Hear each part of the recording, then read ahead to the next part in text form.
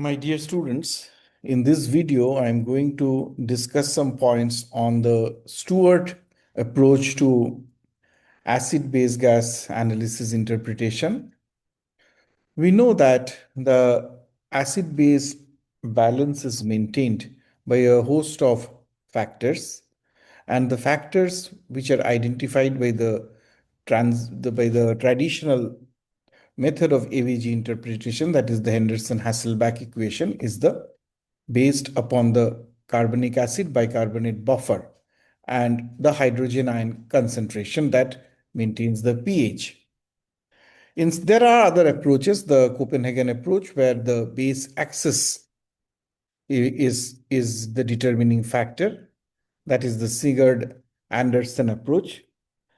But beyond this, there is a Stewart approach, which also interprets on the principles of physicochemical properties and the mechanism of electroneutrality. Whenever there is either a CO2 axis or there is a hydrogen ion axis, there are effects of the lungs and the kidneys, either by trying to control the CO2 or by trying to control the bicarbonate. Now, some of these factors have been highlighted as the primary independent variable in the traditional method of Henderson-Hasselbalch, but the same is not accepted by the Stewart approach. So, the Stewart approach is in the contrary to the traditional ABG interpretation, which teaches that pH is determined by the bicarb and the PCO2.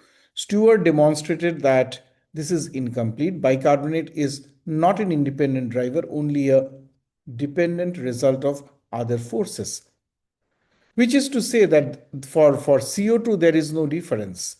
But for the metabolic component, which is determined as per the traditional approach by bicarbonate, is not so according to the Stewart, because bicarbonate is itself determined by three factors which Stewart identifies.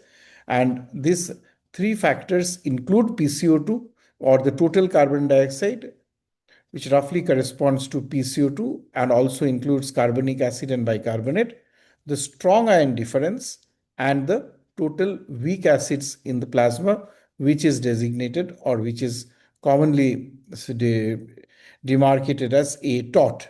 If we know these three, then the hydrogen ion concentration and the bicarbonate are fixed.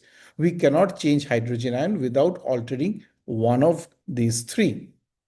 So, let us look into these variables and try to understand how these variables set the position of equilibrium for the dissociation of water, ultimately which is determining the pH of the body fluid. The PCO2 is the volatile acid part is set by ventilation. In case of patients who are on ECMO, it is determined by the sweep flow. The clinical importance of this is in determining whether the patient is going towards respiratory acidosis or alkalosis. With high PCO2, there is respiratory acidosis. With low PCO2, there is respiratory alkalosis.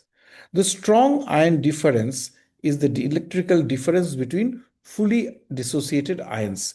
For example, sodium chloride. Sodium chloride dissolves in water into fully dissociated sodium and chloride ions. So this strong ion difference is important for determining in hyperchloremic acidosis, lactic acidosis, and so on. The A tot or total weak acids primarily comprise of albumin and phosphate, and their clinical importance is in delineating hypoalbuminemic alkalosis, which is very common in ICU patients after sepsis and in postoperative period. As I told you, the PCO2 is the volatile acid axis because CO2 dissolves in the plasma, forms carbonic acid, which splits into H plus and bicarbonate. And in Stewart's system, if there is more hydrogen ion, there is fall in the pH leading to respiratory acidosis. If there is less hydrogen ion, there is increase in pH leads to respiratory alkalosis. And they are determined by the PCO2 levels. So these are nothing new clinically because they match the belief of the traditional acid-base approach. But what it clarifies is the CO2 drives pH, that the bicarbonate change.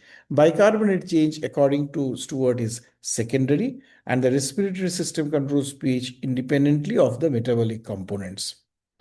So the second is the strong ion difference, or which is the metabolic engine in Stewart's approach. And this is the difference between the fully dissociated ions, the cations, and the fully dissociated anions. So if we apply in mathematical terms, it is the difference between the sum of sodium, potassium, calcium, and magnesium minus chloride plus lactate. So this difference determines the SID, although the contributions of potassium, calcium, and magnesium may be so less that they may not be of much meaningful information and relevance. So the normal value of this is 38 to 42, and this SID determines pH because plasma must maintain electrical neutrality, and that is why this is also called the physicochemical basis of electrical neutrality. So if you see the normal state, we can always see that in order to maintain this electrical neutrality, in contrast to the A, there will be some increase or decrease of other cations. For example, in the normal state, we find that there is absolutely balance between the positively charged and the negatively charged cations. So sodium, potassium, calcium, magnesium will ultimately add up to form ions, which is equal to or having equal neutrality with chloride, bicarb, and the A tot, which is mainly comprised of the albumin and the phosphates. So this bicarb and albumin or the phosphates, this is constituted, this together forms what is known as the strong ion difference apparent. So when in a normal patient, the strong ion difference apparent and strong ion difference effective, that is SID-A and SID-E, are equal. Whenever there is elevated anion gap or elevated, so we get in addition to this certain unmeasured anions to maintain this electrical neutrality. And this unmeasured anions form what is known as the SIG, or strong ion gap. As on to your right hand side of your screen, you can find that the chloride ions, the bicarbonate ions, and the A tot, or the weak acids, are unable to maintain electrical neutrality by themselves. So there has been the emergence of a group of anions which form the strong ion gap.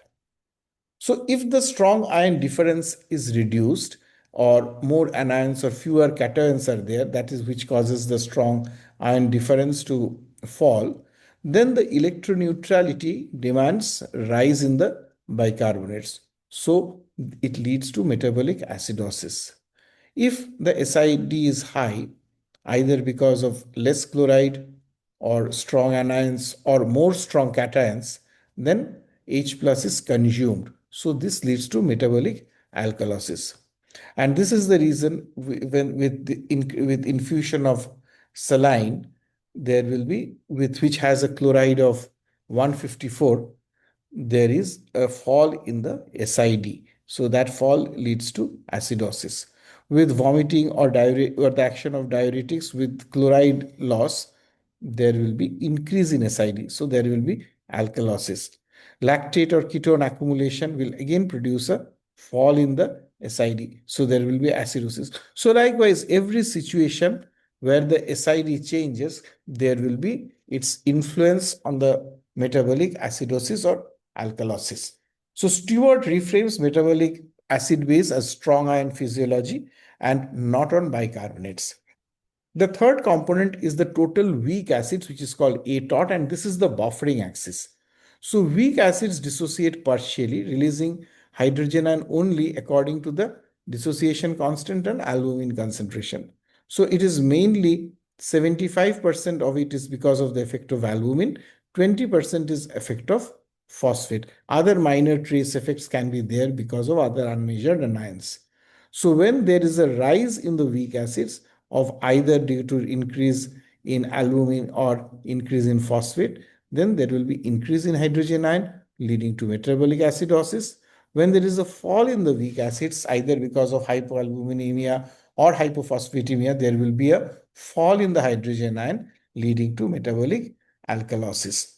So there are certain traditional rules in hypoalbuminemia. The classical view may be normal bicarb, but the Stewart view based upon ATOT will be metabolic alkalosis. Similarly, in liver failure, the classical view can be compensated ABG, but the Stewart view, there may be in fall in the weak acids leading to an alkalotic shift.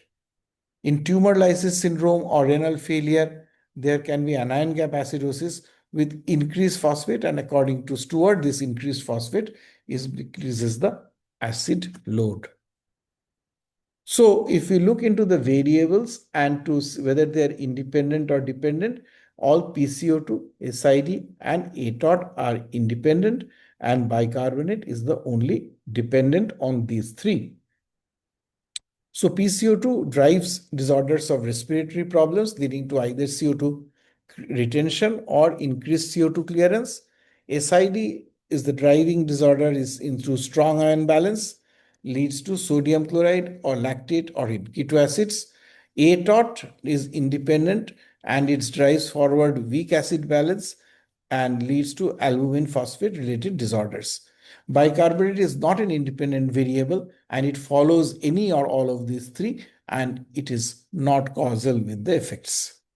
So we do not treat bicarbonate, we manipulate SID or ATOT, and bicarbonate changes simultaneously, automatically. So how did Stewart classify these primary disorders?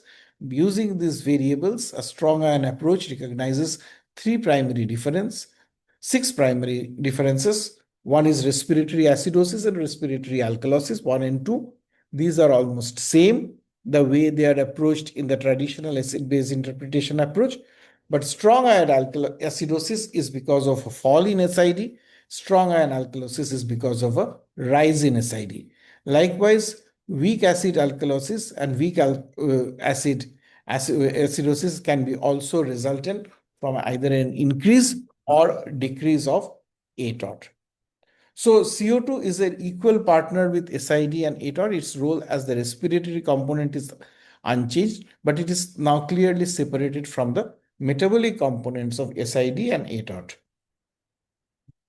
So here also you can see this diagram, the two components of acidosis, the metabolic and the respiratory.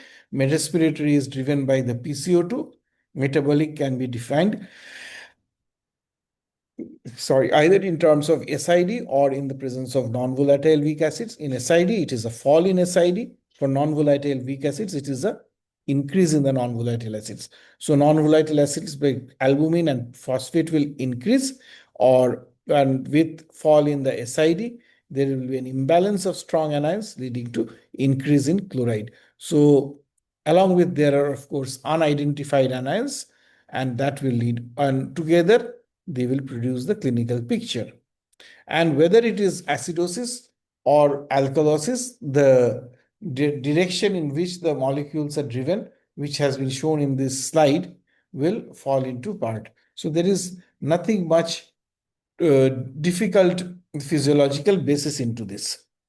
Now, one thing is that whenever there is acute versus chronic respiratory disorder, patient with chronic respiratory disorder has sufficient time for the compensatory changes to take place at the level of the kidneys, where this is not so in case of acute respiratory disorders.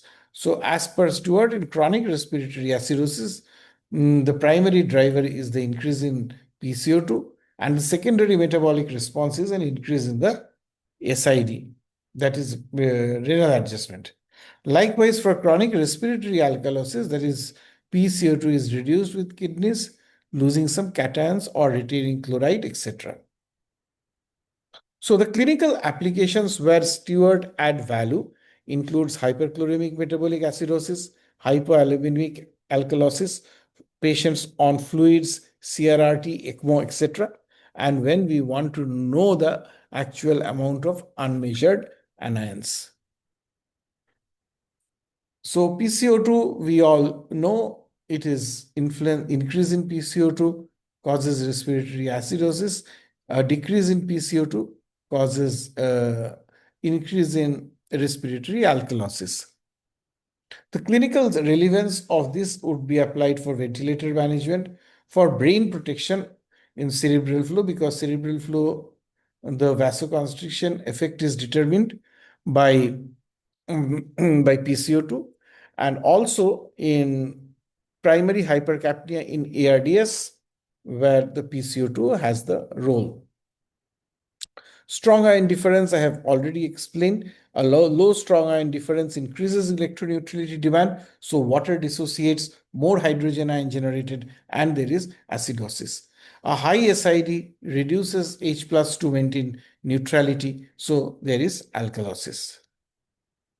And these are some of the changes that are observed in the ICUs. If you give NS bolus, there will be fall in SID leading to hyperchloremic acidosis.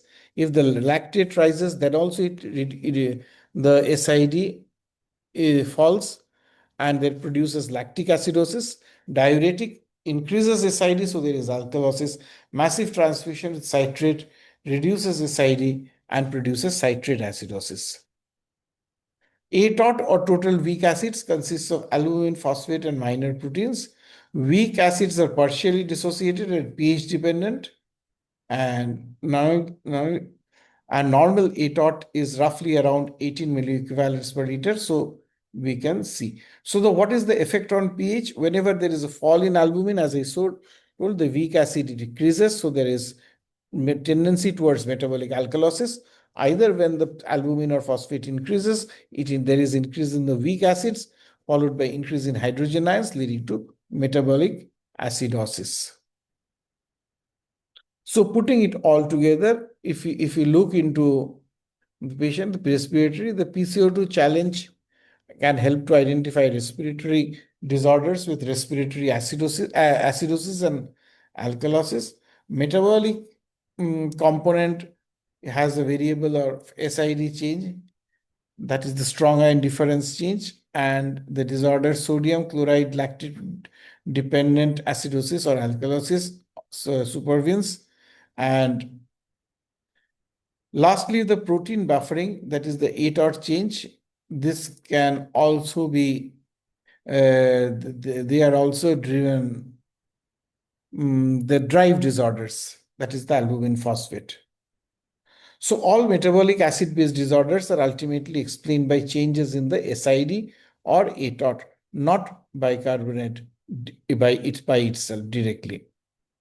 So in Stewart versus standard view, bicarbonate role is dependent variable, whereas in traditional view, it is independent variable. Primary metabolic driver in Stewart is acid and ATOT. Primary traditional value is bicarb.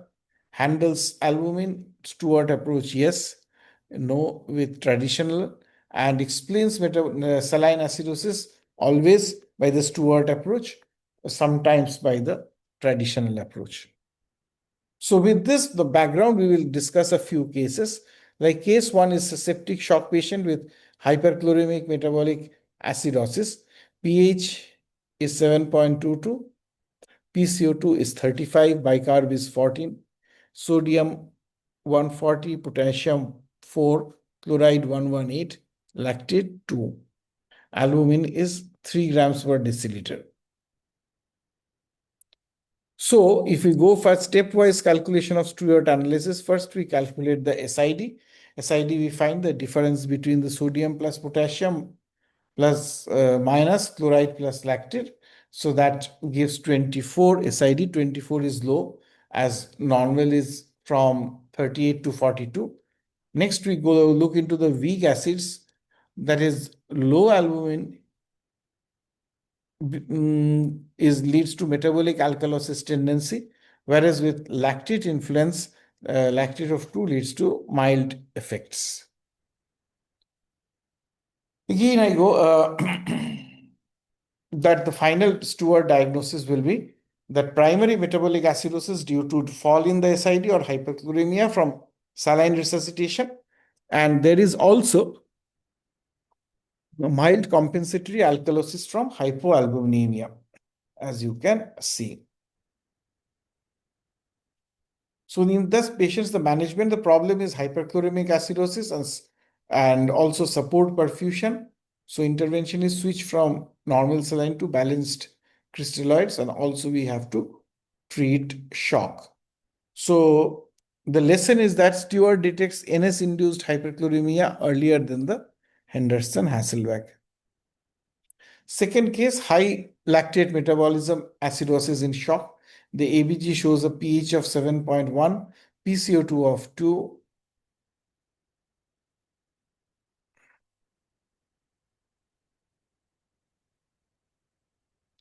So in this case, we can see that pH is 7.1, PCO2 is 28, bicarb is 8, sodium 138, potassium 4, chloride 100, and lactate 12. So the strong ion difference which can calculate comes out to be around 30, a fall from normal. So acidosis from excess lactate. ATOT is of course normal, and the Stewart conclusion would be high anion gap metabolic acidosis due to lactate accumulation, and respiratory compensation is present, because that is why the PCO2 has come down to 28. Third case is a postoperative patient with a pH of 7.52, PCO2 of 34, bicarb of 28. And sodium is 140, potassium 4, chloride is 102, albumin is 2 grams per lead deciliter. Interpretation is that the traditional method would say metabolic alkalosis. So the Stewart approach will show that the ATOT has fallen. So that will reduce acid-base buffering and alkalosis. And of course, SID is normal. So the clinical insight is that the albumin replacement corrects part of the alkalosis. Coming to case 4, a DKA with saline therapy, the initial ABG shows a pH of 7.1, PCO2 of 20, bicarb of 8, lactate 1, chloride 100, sodium 134. So the strong ion difference is 34 plus 4 minus 100 plus 1. So it comes out to 37. So this is a patient now, it was in pure ketoacidosis. After NS bolus of 4 liters, now the pH is 7.19, chloride is 120, bicarb is 10. And the strong ion difference is approximately 17, which is severe. So the diagnosis of emerging hyperchloremic metabolic acidosis despite improvement in ketoacidosis explains this. Case 5, ABG, pH is 7.26, PCO2 33, bicarb is 14, sodium, potassium, chloride 142, 4 and 120, lactate 2 and albumin 3. So again, you carry the first step, the SID. The SID comes to be 142 plus 4 minus 120 plus 2. So that comes around to 24, which indicates acidosis. The step 2 is ATOT, albumin slightly low. So that indicates mild alkalosis. And in the step 3, we would calculate the PCO2 composition by multiplying 1.5 into 14 plus 8. So that comes around to between 27 to 31. Actual CO2 is 33, a bit high, but there is inadequate compensation. So the final diagnosis remains as primary alkalosis due to fall in the ATOT. No respiratory compensation is needed. Again, case 6, this is ABG of 7.28, PCO2 of 33, bicarb is 15, sodium, potassium, chloride is 138, 4.5 and 103, phosphate is 8, and bilirubin is 4.2. You check the SID is 103 or 103.5, that is normal. ATOT has high phosphate because phosphate is 8 gram. So increase in the weak acids, which this can lead to metabolic acidosis. And also uh, the respiratory compensation with a sodium of 138, potassium 4.5, and chloride of 103. This is also inadequate. So the Stewart's final diagnosis is that the primary metabolic acidosis is due to the increase in the ATOT and mild respiratory acidosis because of inadequate compensation. Coming to the next case, again 7.23 pH, PCO2 30, bicarb is 14, sodium, potassium, chloride is 144 and 106, and of course lactate. So the strong ion difference is 140 plus 444 minus 109.